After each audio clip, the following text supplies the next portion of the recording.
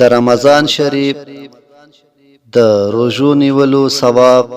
او فضیلت. امام بخاری او امام مسلم دا حدیث مبارک نقل کوي چې حضرت ابو هريره رضی الله عنه نه روایت دی چې حضرت رسول الله صلی الله علیه وسلم و فرمایل چې هر کله رمضان شریف شروع شي نو د اسمان دروازې پرانستې شي، او په یو روایت کې داسې الفاظ دي چې د جنت دروازې پرانستې شي او د دوزخ دروازې بند کړي شي او شیطانان قید کړي شي، او په یو روایت کې داسې راغلي دي چې د رحمت دروازې پرانستې شي.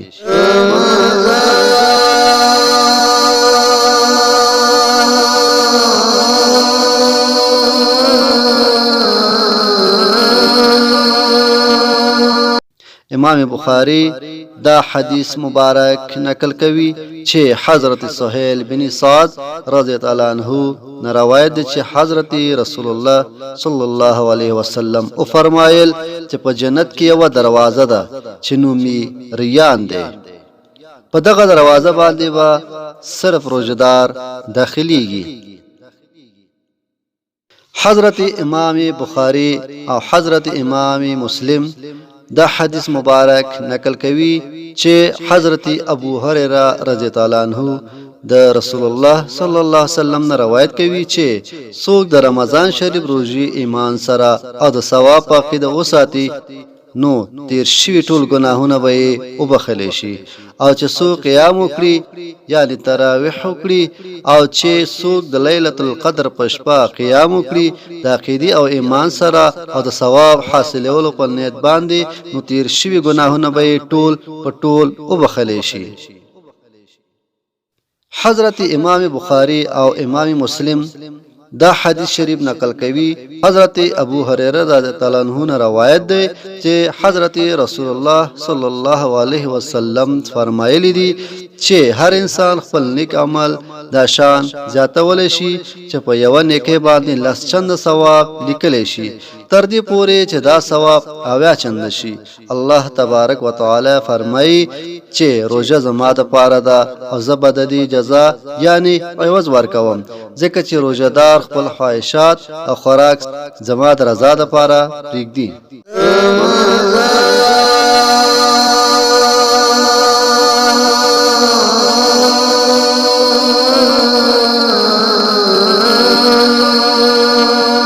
روزدار د پاره دوه خوشالۍ دي، یو خوشالۍ د روزې د افطار په وخت او دویمه خوشالۍ د خپل رب جل جلاله د ملاقات په وخت کې ده. د روزدار د خلی بوی د الله تبارک وتعالى په نزد مشکو نه هم زیات خوشبوې ده، او روزه ډال دی یعنی په دنیا کې د شیطان شر او فساد نه خلق ساتي او په آخرت کې د دوزخ د اور نه حفاظت ورکوي. او هر کله چې په تاسو کې د چا روزوي نو فحش خبرې دی نه کوي او نه دی فضول چغې وهي، که څوک دته کنزل کوي او که جګړه ور سره کوي نو دی ورته ووایي چې زه روزدار یم.